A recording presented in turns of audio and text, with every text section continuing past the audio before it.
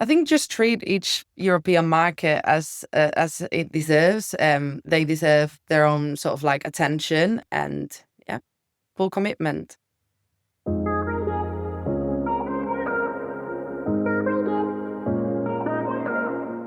I'm Lau Miguez, and this is SEO in 2026. Lau, what's your number one SEO tip for 2026? European markets demand full commitment, and strong EEAT signals and well-positioned experts are now essential for success. Okay, so has this changed over the last couple of years? I think it changed how demanding the different markets are. And I can see that myself by working very, very closely with the Spanish market. And I've seen it with clients as well. You realize that many clients are sort of realizing about the importance of stopping treating Europe like a big region. I think we still do it with LATAM, but I think with Europe, we are starting to sort of like specialize in different markets. I see a lot of clients saying, can you do LATAM? But I no longer see clients saying, can you do Europe? I think more and more is sort of like, we are realizing that each country is unique. And if you actually do want to move the needle, you need to show real expertise, real authority, and a brand people can trust as well. Okay, because it used to be obviously just the fact that different European countries spoke different languages and maybe hreflang and just a translation of content was enough. So are you saying that that's just definitely not enough anymore? I think especially something like translation. There was a campaign the other day, and this is the clear example of how things sometimes need to sort of like deserve a bit more of attention. If we are just translating a piece of content that was meant, for example, for the United States, what you get is a very well-translated piece around the United States that talks about states, not regions, not cities. So obviously, when you're going to outreach that to Spain, even if Spain is mentioned, you might get one mention, two mention, one link, two links, but you're not actually building trust. There's nothing about your brand or about your message that is going to resonate with that audience as much as if you were to localize the content, make sure that not only you're mentioning Spain, but also other things that are happening in Spain. If you're talking about the job market and Spain is talking about reducing the working week to 37 hours, as it happened recently, obviously include that in the content. Make sure you're sort of, not only translating that content, but you're talking to the people. If you're talking about the job market and that's what's happening and that's what people is worrying about, you're talking directly at them if you're mentioning that in your content. So I think it is really important, more important than ever, to sort of like just not only localize your content, but also your strategy as well. So you're talking about treating each European country as its own market. You mentioned an example there of Spain reducing its weekly hours that the workers are allowed to work. And that's not necessarily directly related to the content that you might have published in another country. So are you saying that you have to produce country bespoke to each country, or can you actually adapt content from another country? I think it really depends. If, for example, you've got, and I can really tell sometimes when I have a campaign and, I sort of like distribute it to some countries in Latin America and to Spain, you can tell if you've included a lot of data that has to do with Mexico, with Chile, your possibilities for success are like way higher than if it's just a campaign that talks about a general thing that they might be interested in, but it doesn't actually include them within data. I think if the content does include, for example, Spain, there's a lot of possibilities that you can adapt that content. It doesn't necessarily mean that you'll have to create a whole piece from scratch and sort of like scrap the other one and start again. Obviously, it depends on the context, it depends on the specific data, and it depends on what you've included in that sort of piece of content. I think most times we could sort of like work around it, but I do think it requires and it deserves more than just running it through ChatGPT. And the piece of content that you get at the end is, as I said, a piece of content talking about states and the United States. And obviously Spanish people that like, we don't have a state. So we don't really resonate with that sort of like, content. Yeah, a language. Yeah, exactly. Yeah. Okay. And you talked about, you give South America as an example there as well, and talked about, well, if you actually mention them specifically in the content, you're more likely to get increased engagement. Has there been any studies to share what kind of increase in engagement you're likely to get? So I'm thinking of If you're talking to a stakeholder internally within a business and they're saying, look, if I just translate all the content, then at least I'm getting some content out there and it's okay. Why should I spend so much more time and money investing in producing localized content when I don't know the exact percentage impact that that's going to have? I think if anyone were to be in that position, the best thing they can do is go like, right, okay, let's sort of entertain the idea of just doing 2 campaigns or 2 pieces of content. One of them is a global piece of content that is aimed at every single European or Latin American or whatever, sort of like a huge piece of content that touches every single touch point. And then let's make a campaign that includes several, you could even do a ranking, right? The best European countries to blah, blah, blah.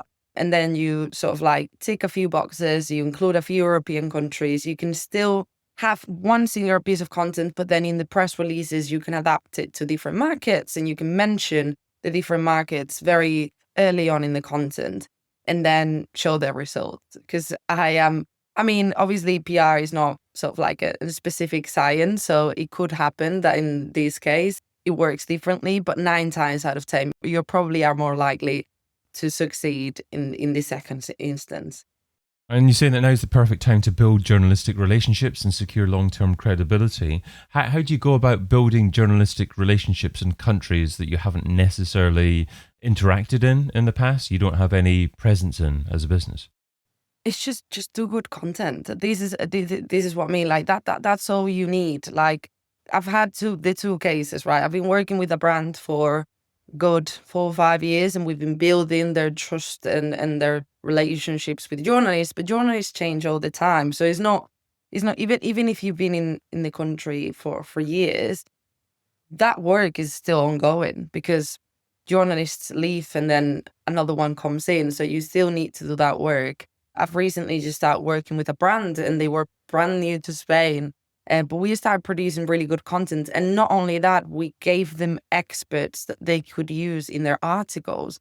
So obviously, because these experts were sort of like, we were consistently sharing good quality content that was localized for Spain, they started engaging with these experts. So it got to a point that we didn't have to distribute as many campaigns because they actually asked us to have these experts featured in an article. So they send us some questions, we replied to the questions. We had a really nice sort of like piece of content that mentioned the brand and the experts as well. And that is normally, you get to a point that obviously when we do PR campaigns, we tend to do PR campaigns that's brand specific. Obviously we don't want to make an ad because it just won't happen as organic content. But when you do get normally questions from a journalist, they tend to be quite product specific because what they are looking for is your expertise. If you're a psychologist, they are going to ask you about you being a psychologist. So I think that is where, the importance of actually do good content because it will pay off in the long term. So you started off by saying do good content. What does good content look like in 2026? I think it really depends on like what sort of country and what sort of market you're targeting. But I think in general, we could say that good content is not that one that you've produced for several countries at a time and you've translated through ChatGPT, which is increasingly happening more and more. Yes, of course, ChatGPT can probably translate your content and make it sound correct, but natural and localized and actually relevant is a whole different thing. So I think investing in just copywriter or a translator or even a native speaker that can just look at your content and just think or say or advise you, actually, this sounds a bit unnatural, but also we've not mentioned the Spain ones or Germany or Italy, but also, we are talking, as I said, about states and the United States, and that's not really relevant for Spanish people, not only for Spanish people, for Spanish journalists as well. So I think good content just means make your content relevant, make your content sort of like adapted to the country that you're talking to, and make sure your content is going to resonate with your audience and with your journalists. Because yes, you might be able to land a piece of content because a journalist just thought it was interesting, but if nobody's going to read it, you're in the same position as before. And you also talked about providing experts to journalists. So how do you make it more likely for experts to be featured? What kind of quotes do journalists look for nowadays? And what kind of stories are more likely to seek out expert commentary on? I think there are some clients that are just more likely to be sought after, like psychologists are one of them. They are great for any piece of content, like any topic you can think of can be analyzed from a psychology perspective. It's obviously a very trending topic to talk about, so like mental health or how things impact your mental health and stuff like that. But I think the main thing is just make sure that your expert is relevant to the topic that you're talking about. But I think just make them available. I think that's the best thing you can do. If you have an expert and they don't speak really good Spanish or not Spanish at all, that's just not going to be really good. I think one thing that I always say about Spain is a market with a lot of possibilities of not only getting links, but also getting coverage, printed coverage, radio coverage, and TV coverage. And every little helps always. So if you've got an expert that is available for an interview, it's available to reply to a few questions for an article, is available to sort of like jump onto another opportunity, that is the best expert you can do. In terms of quotes, obviously just do a more general quote. If you're doing a sort of like piece of content around a very specific topic, make sure that the quote is a bit more general so they can see the sort of like possibilities in terms of content that they can talk about.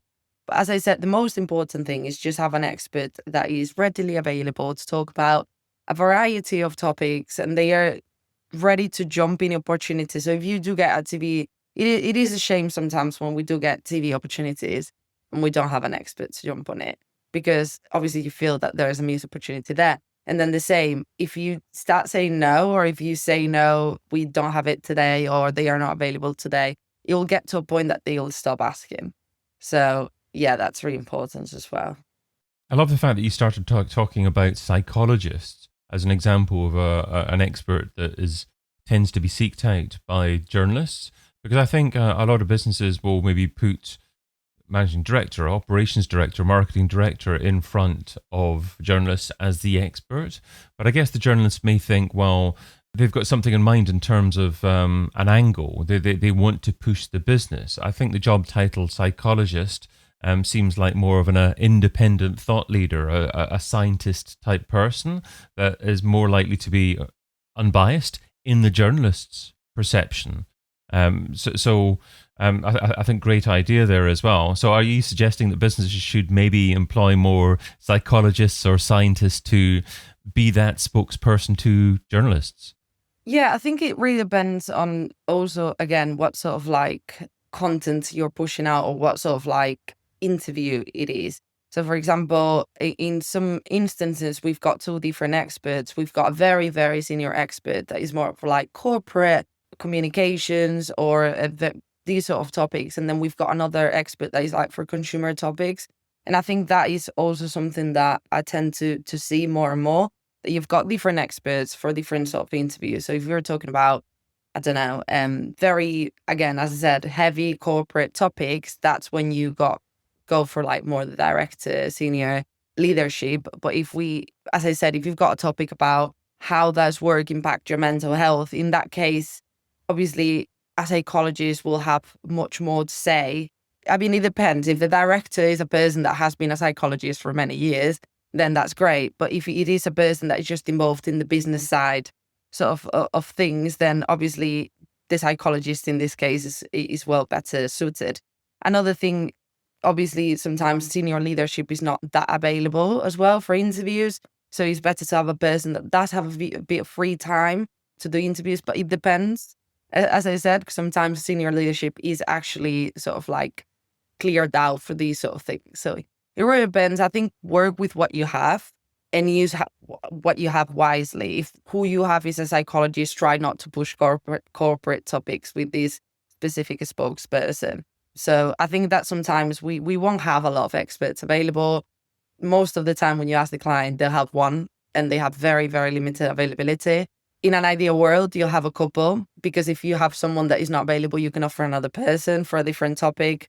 But as I said, normally you work with what you have.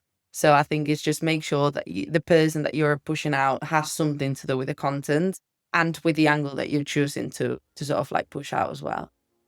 What's the key takeaway from the tip you shared today? I think just treat each European market as it deserves. They deserve their own sort of like attention and full commitment. Lau Miguez is an international digital PR. Find out more over lauramiguez.com. Lau, thanks so much for being part of SEO in 2026. Thank you. I've been your host, David Bain. Get your copy of SEO in 2026, the book, over at seoin2026.com.